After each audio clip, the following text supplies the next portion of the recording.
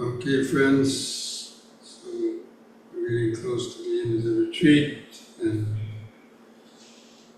so in the first few days we're talking mostly about the practice of meditation and the mind, how the mind has got itself entangled in the inner and outer tangle of problems and suffering. And then last year too, we've been talking about the path leading to the end of suffering, or the Noble Eightfold Path. That our meditation isn't just something you do as a little side hobby, like people do different things. But it's only part of a whole kind of lifestyle. The Eightfold Path, as we already discussed, in terms of practicing sila, samadhi, panya, and developing mindfulness and awareness. But in this now, I want to kind of somehow put that together in kind of little story of the average person who's out to live their life and to be happy and to avoid suffering, but despite all their good intentions or wishes, they encounter all kinds of problems and suffering, and then that what triggers off a path to try to make some sense out of life. So if you bear up a little bit, and I don't know, how many people like to take a little walk, what I call a walk on the wild side?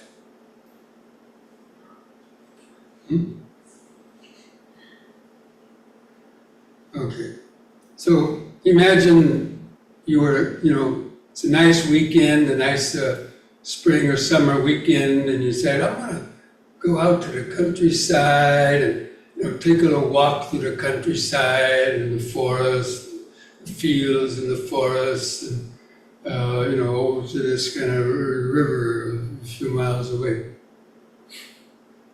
And so this person could be the average Joe, the average Susie, the average person, right?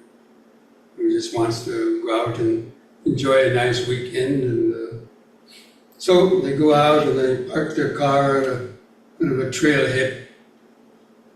And then they start walking through, sort of on a country path. But then all of a sudden, there's an earthquake. The ground starts shaking, cracks develop in the ground, and a person's hair stands on end.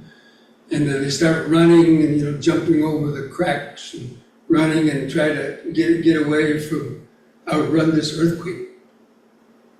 And finally the earthquake stops. Then, just made it, just jumped over one crack, a big crack. And you're, and then he continues walking. And then there's a flood, tsunami, caused by the earthquake. Maybe the earthquake broke a big dam somewhere. So there's a flood. The water's coming at him. So he runs and runs, and and runs up on some higher ground and kind of avoids getting swept away by the flood. And again, kind of looking around, And so he continues walking. And then there's a tornado comes. I don't know what. Tornadoes ripping up trees and blowing. So he runs to get away from this tornado and manages to somehow, outrun it, get away from its direct path. And again, wow, that's cool. And then he enters a forest, starts walking into the forest. And all of a sudden there's a big fire, conflagration. Forest on fire. Kind of start behind him, he starts running to outrun the fire. It's really hot. So finally he runs out the other side of the forest. And then the forest kind of fire goes down because there's not so much fuel. So he outruns that fire. And again, and wonder what else could happen, So then he keeps on walking toward this village that's a little bit away in the river. And then 5 bandits jump out behind some boulders and start chasing that person, with raised swords, wanting to rob or cut off his head. So he runs and outruns, and then he sees that, comes to that village, I'll go in the village, I'll go to the police station, get some help. Or get some help from somebody. So he runs into the village and knocks on all these doors, the police station, it's closed. And he knocks on all these other doors, and finally he realizes it's a deserted town. Nobody home.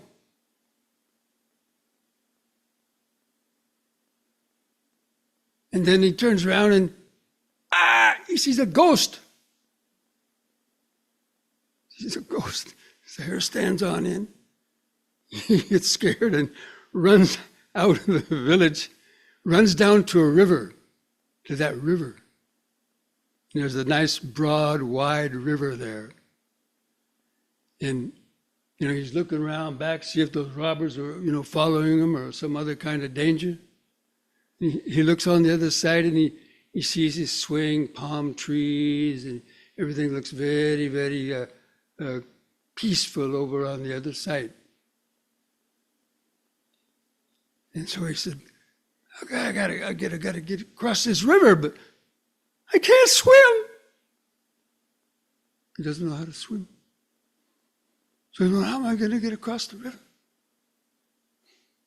And then he sees 8 logs stuck in a riverbank. I think you get my drift now. He sees 8 logs stuck in a riverbank, and he says, oh, if I can pull these logs out, I could tie them together and make a raft. And then launch the raft in the river and get over to the other side. So with great faith, he goes down to the river and he starts trying to pull these logs out.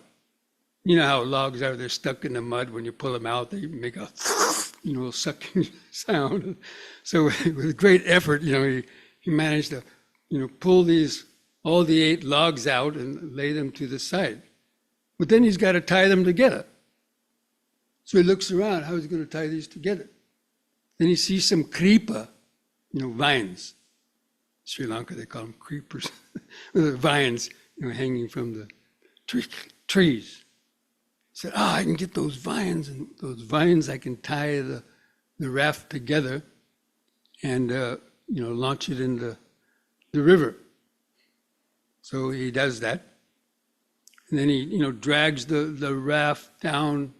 It's much heavier now with all the logs together, but with great effort somehow he drags down to the shore and launches the raft in the river and then starts paddling, with his hands, starts paddling. So he gets out a little bit away from the bank. And all of a sudden he's paddling and, a crocodile or a piranha, we're trying to bite him. So he, paddles much harder and, finally gets away from those piranhas or crocodiles, take your pick. And then he starts paddling out further in the river. And, looking around and, making sure what kind of dangers are around here. Then he sees a whirlpool up ahead, big whirlpool, which would suck the raft down. So with great effort, he has to, paddle against the current and get away from being sucked into the whirlpool. And then he continues to paddle to the other side. He's looking the other side and it looks very peaceful over there. And he read, wow, there's a papaya tree laden with fruit, and there's a mango trees. Wow, it's very peaceful on the other side. But then there's a sandbar.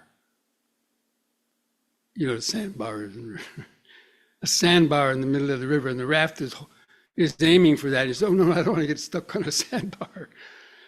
So he, with a great effort, he paddles and avoids getting stuck on a sandbar. Then he's getting close to the other side. But then he sees a bunch of, submerged, broken trees and other driftwood that's lining the shores, and it's kind of a barrier which would block the raft, 4, 5, 6 feet from actually getting to the shore. It was submerged, and kind of just under the surface of the river. So with great mindfulness, he's looking for a ford, a little gap in that debris where he'd be able to get the raft onto the shore. So then finally he does that. He sees a channel, and he makes it finally to the other shore. And everything's very peaceful. The nice cool breeze is blowing, and there's some monkeys jumping through the trees, and there's, coconuts and mangoes. So he gets off the raft.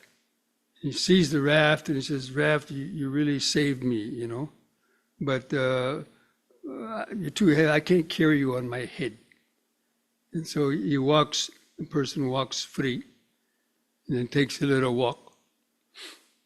And then he walks up a little hill, to get a 360-degree panorama of like where he come from. And he gets up there and has a nice panorama, and there's a bunch of bamboo and some other things, and he thinks, I'm going to build me a little hut, and stay here. So he builds a little hut, and then he lives happily ever after. So that's the end of the story. But now let's go back and try to define the meaning of those various dangers that person encountered. So the first one was the earthquake, the flood, the tornado, and the fire. Now, what do you think those 4 things represent from the Dhamma point of view? We've talked about them. No, sorry. The 4 elements: earth, fire, water, and air. So the earthquake represents the earth element. That means it's unstable and it's subject to change and it's subject to getting broken. So that same earth element, we have earthquakes in our body, right? People have seizures for various things, right? They get broken bones easily. All kind of things happen to them. Can get totally, demolished and crushed in accidents, or even sucked down, crevices on a mountain.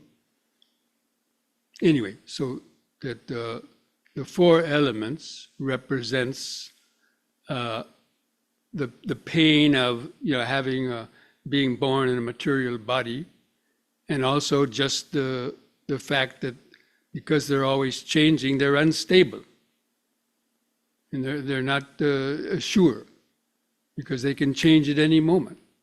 Look how fast earthquakes had happened, how fast tsunamis had happened, or floods, or tornadoes, hurricanes, and then forest fires. You read about all these forest fires, right, out west? They happen every year. And total all those up, it would be many thousands of people and many billions of dollars of damage are caused by the impermanence of the four elements. They get disturbed. So the same way. And people live in fear, don't they? Now they're moving out of California with the fear of earthquakes or forest fires. Or they're moving away from the coastline because they're afraid of this rising, levels due to climate change. They're moving away from Tornado Alley or hurricane-stricken places. People in Florida can't get home insurance because there's too many hurricanes down there. So it causes a lot of problems, right? So the same way, it's just illustrative of the body and the fear and the worry and the amount of money that we spend trying to protect these material things that we have. And not only the physical body, but mainly that, of course, but the bodies of our loved ones, our, parents, and all of our possessions. Your house burned down, your car, stolen, so many things. So people are living in constant, in a lot of worry and fear. That's why people are putting locks and bars on their windows, and stuff won't get stolen, and doing all these other, preparations. And how can a mind be peaceful with all these kind of worries and concerns? So anyway, that's just what this person goes through. And he just took a walk in the forest, right? It's on a Sunday afternoon, wanted to have a picnic. Look what happened. And then, he gets away from those four elements. And then the five robbers. What are the five robbers? The five aggregates. Form, feeling, perception, volition, and consciousness. Mainly our, body and mind, it's always giving us problems. The body can give you problems at any time, right? You wake up in the morning or in the evening with a severe headache or a stomach ache or something else, aches and pains, and then the feelings, the painful feelings that come, and the pleasant feelings that you can't control, and as soon as you get them, they disappear. And the perceptions, taking a rope for a snake, or a snake for a rope. Anyway, the mental perceptions that are constantly trying to cause us problems. Like even you sit in meditation, then you got all these nagging thoughts that's, causing you, worry or causing you to be upset. And just everything else, that we can't really control. So it's these five aggregates are always waiting to kind of cut our head off. That means causes some kind of trouble or nuisance. You eat some food that looks nice and you get stomach poison. drink some water and you get sick from that. You breathe some air and you get pollution from that. So everywhere you look, there's some kind of problems and suffering due to these. So people are living in a state of fear and worry. And then they have to go take pills and everything, or drugs, and to get rid of their problems. They take to drink, alcohol, drugs, or other kind of vices and obsessions to try to get away from these fears and worries. Go to Las Vegas and bet the house and lose. Whatever. Indulge in all kind of entertainments or other things, trying to escape. But when you come back, the problems are always there. So, and then the person goes into the village, empty village. So we talked about what's the empty village.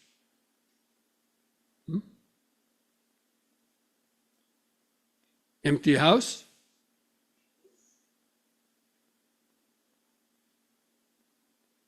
The six senses. So the person goes into the village hoping to find some help.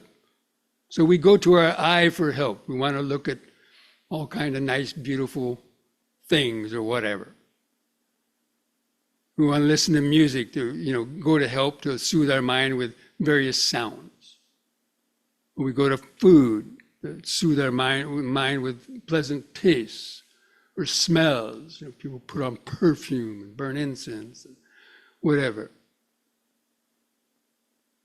But all those things, okay, they might produce a little bit of pleasure, a little bit of satisfaction, but usually it's very short-lived because those things burn out. And we have to then get something else. So you're depending on the external world for your enjoyment. But all those, because of their impermanent, they can't be a stable source of happiness. They can bring some kind of, temporary pleasure and so on. But you have to have more and more, because when that goes away, then the mind becomes sad. People go through all kind of relationships and, over and over and over again, trying to find the perfect mate or whatever, or the perfect job, the perfect this and that. Everybody's, seeking the best or perfect things, but then few people ever find it. Just because it's not pessimistic, it's the way it is. Anybody want to argue with that? I'm not arguing with people. People try to, but. There was a guy one time, he was in a talk. We were talking about the nature of suffering. And we were talking about these things. He says, why do you Buddhists always talk about suffering? First noble truth, suffering. Second noble truth, cause of suffering. Third noble truth, end of suffering. Usually they don't wait for the third one. They just hear the first truth. It's enough, This Buddhism is pessimistic. I don't want to hear it. I'm not suffering. I can't relate to this. So then we ask him a question. Oh, so you're not suffering? No, my life is good, man. I got a good salary and this and that. And I said, well, do you ever have any bad sleeps or disturbed sleep? And he said, well, yeah, I've caught my wife cheating on me a couple of times, and my kids got, drug addicts, and or my, daughter's hanging out with Hell's Angel types, and so I lose some sleep over that, and get angry. And I say, oh, that's not suffering? He said, no, that's just normal. That's not suffering. So people like that, they find it very difficult to understand, the teachings of the Dhamma. Anyway, coming back to the empty village. So the person goes into the village to try to find some help, but doesn't really find any help. And then he sees a ghost. Yikes! What's the ghost stand for? Come on. We talked about all these things. No self.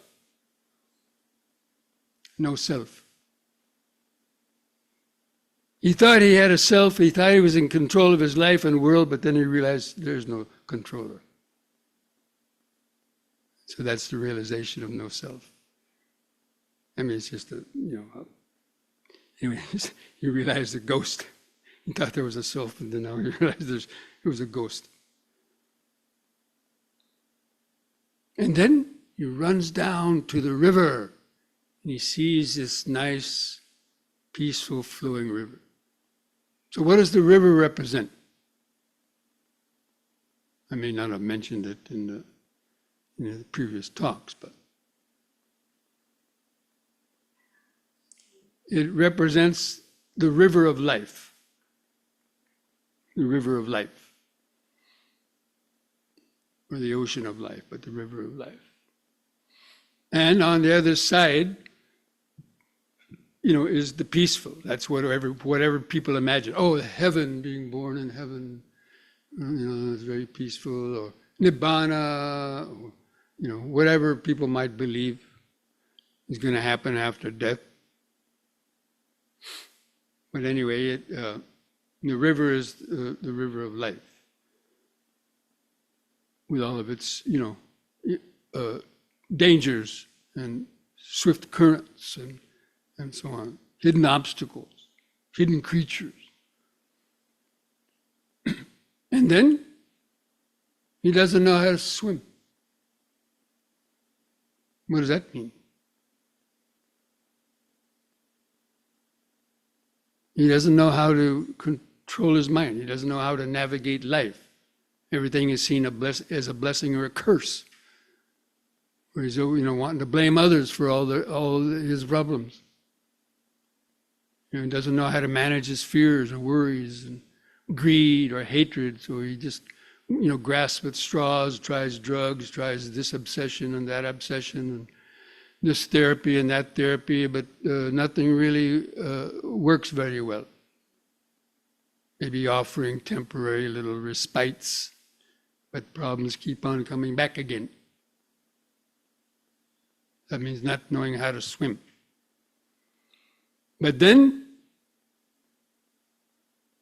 he sees, over by a tree, he sees a Dhamma book. Sees a picture of the Buddha. Or anyway, a person hears about the Dhamma, right? So the person sees the 8 logs. The 8 logs represent the Eightfold Path. So the person read a Dhamma book or something, read about the path to the end of suffering. So the Eightfold Path. And then he had to have a great faith, to be able to pull those logs out. Faith in himself that he has the strength to pull them out. And that's one of the spiritual faculties. The first spiritual faculty is faith. Within the Buddhist teaching, there's the Theravada teachings are full of lists of different things, the Eightfold Path, 5 aggregates, 4 noble truths, 4 foundations of mindfulness, 7 factors of enlightenment, and the 5 spiritual faculties. So the first one is faith. Because without faith, the guy's not going to be able to pull the logs out. If he thinks he's not strong enough, or he just, his faith isn't strong enough. But anyway, he's got the faith, he pulls them out. Then he has to tie them together. So they all work together. What's that? The right understanding. He has to know how to tie knots.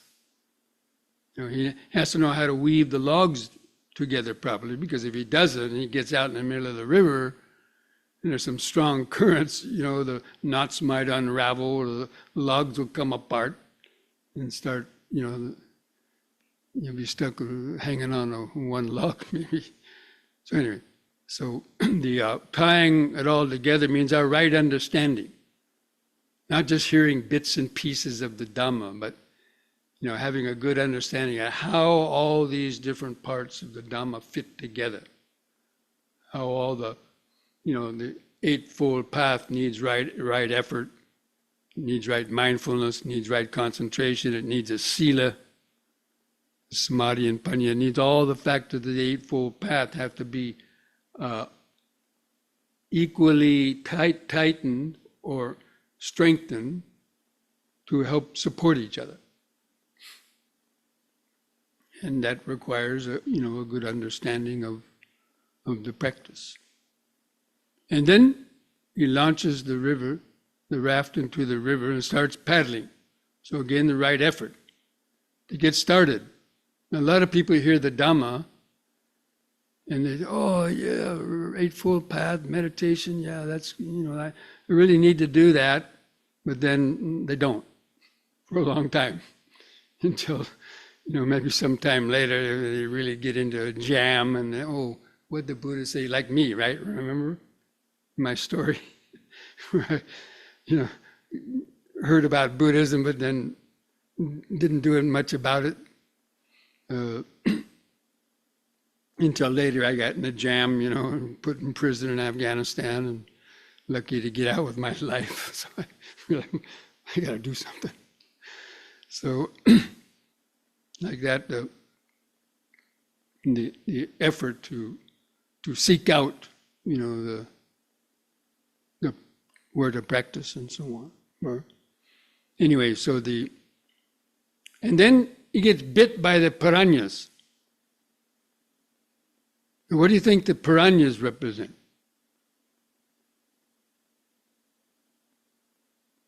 Now, some of you may not like to hear this, but it stands for sensual desire. And especially for like somebody who becomes a monastic, where they're observing certain rules and, like sexual misconduct or, celibacy, or they're learning to restrict their diet, and restrict their sleep and diet, and these various kind of disciplines.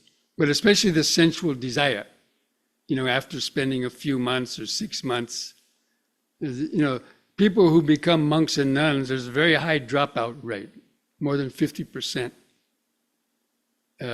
Drop out even after having joined the order after 1 year, even 5 or 10 years, because they, for some reason, they give it up. Usually they're caught by the sensual desire. And so it doesn't mean they gave up the Dhamma totally, but at least they went back to lay life or something. And still might have been practicing. But anyway, so that similarly as you get, or you get just simply caught by the sensual desire. Maybe you practice the precepts like, eating only once a day for a while. Maybe you practice, celibacy for a while. Maybe you practice not going to the movies for a while, like the 8 precepts. But then you uncover some knot of karma inside that, just overwhelming, and you decide to stop those rules and indulge, because that happens quite often. So that's called being caught by sharks. At least temporarily, and then maybe you go back to those things. But you have to follow the middle path. That's why people that they hear the Dhamma and immediately they think that they have to live like Mahamoggallana or somebody, and they burn out. They try too hard, or they want to immediately try to mimic all the great masters, and they do all these things, but then they burn out. It's called burnout. And they give up. But anyway, so with mindfulness, we have to avoid getting caught by the sharks. And then the whirlpools. What are the whirlpools? What do you think the whirlpools are?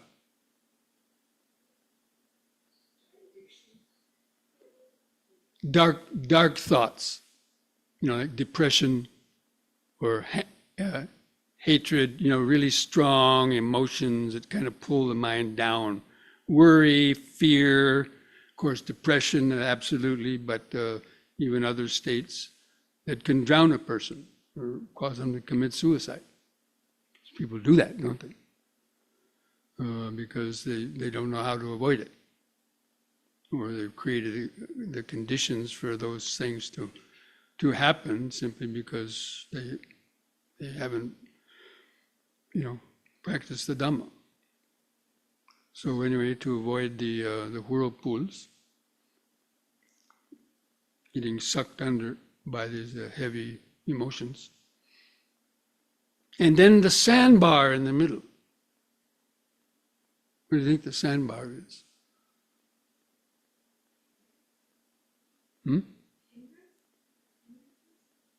Well, yes, but specifically the I am conceit, or pride and conceit. You get stuck on yourself, thinking, "Oh, I'm the greatest," I'm superior, I'm the greatest meditator, or the greatest monk, or whatever, or the ego, basically just getting proud of what you have or what you think you've accomplished or something. So, learning how to avoid getting stuck on that sandbar. And then finally you reach near the other side, but still there's these submerged tree trunks and so on. And what do you think those are? Well, there might be more. Those are called, in the Dhamma language, the 5 higher fetters, the subtle fetters. So we can remove the gross fetters, like greed and hatred and even the gross aspects of the ego and other addictions and so on. But what is called the 5 higher fetters are even attached to meditation states, getting too attached to meditation, or the effects of meditation, like maybe because of meditating, you get some psychic power, like you can think you can read people's minds, or this and that, or just the desire to be born in the higher realms, like desire to be born in a Deva realm or a formless realm, and so on. So that those also could prevent you from, completely, purifying the mind from those kind of what are called the subtle fetters. Those would prevent a person from becoming an arahant. So even an anagami has those subtle fetters. Sanyojana. I haven't talked all about those, but so anyway, finally they, by having good mindfulness and so on, you are able to overcome those fetters, and finally you reach the shore. So the other shore represents Nibbana, or it represents the Arahant stage,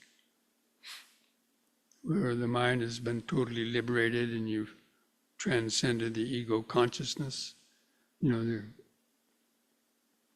the mind's reached this liberated state. And then it's so peaceful, the guy's stunned, like just, wow. Then he even kind of doesn't know how to function kind of right away. So that's like reaching the path, the Arahant Magga, or Sotapanna Magga. But then finally, he gets around and he realizes, how to move, and then he goes to the trees and he eats the fruit. That's enjoying the fruit. So first you reach the path, and then you enjoy the fruit. Anyway, he walks on down the pathway, goes up onto the hill, and builds a hut, and lives happily ever after. So what does that symbolize?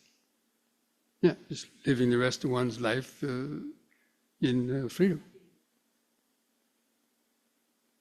Okay? So that's the story. And that's how we should use the Dhamma. Now that person, he says, this raft has done me good, helped me get across the river. But now I'm at the other side, and I'm never going back to the other side. Do I need to carry this raft on my head? That would be a big burden, wouldn't it? So he leaves it there for anybody else to want to use. Or maybe he sets it adrift and, washes down, maybe somebody else will use it. So that represents the purpose of the Dhamma is to cross the river, the samsara.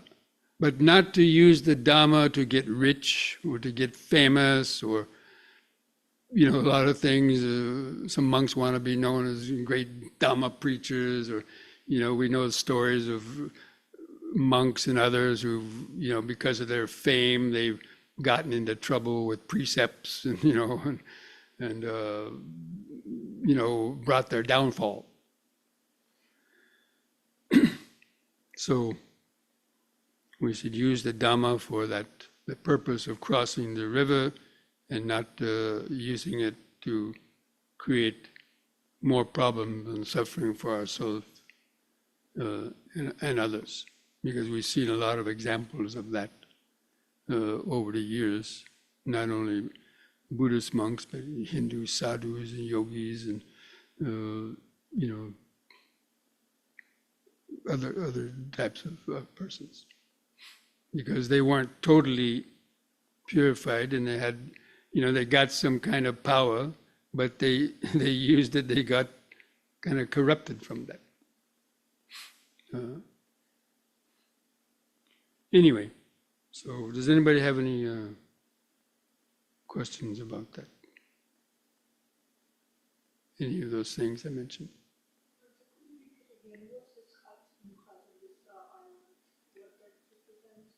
The what?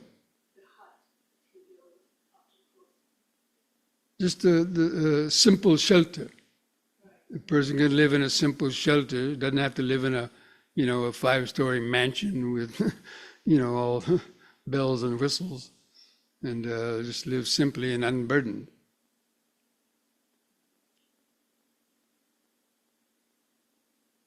And enjoying a 360-degree panorama.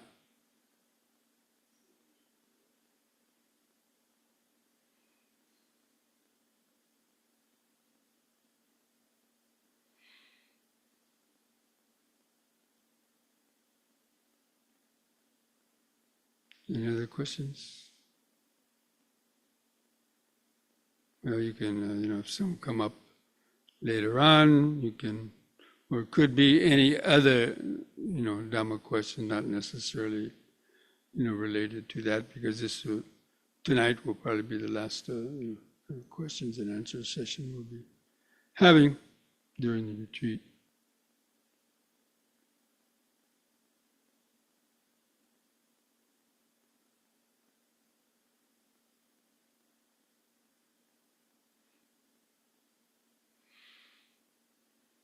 Okay, if not, then you go ahead and close your eyes a moment, put your hands on the knees, take a deep, slow breath, stretch the head back, and bring the mind back into the body, not looking outwards.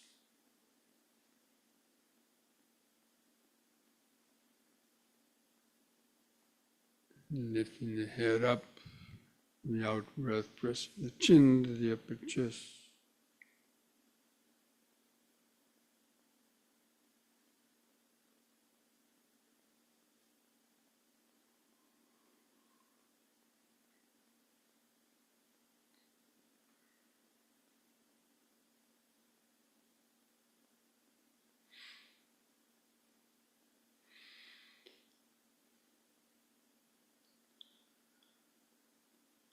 Okay, you can mindfully come up to the standing position and do a short standing and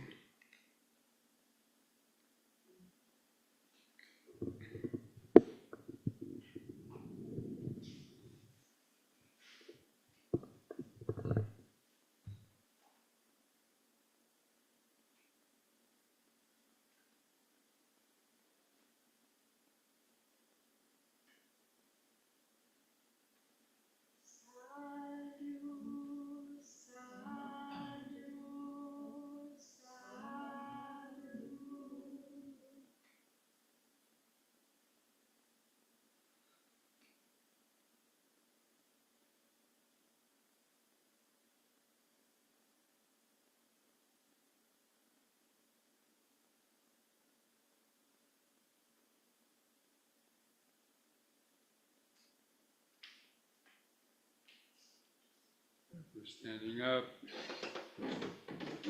deep heart breathing.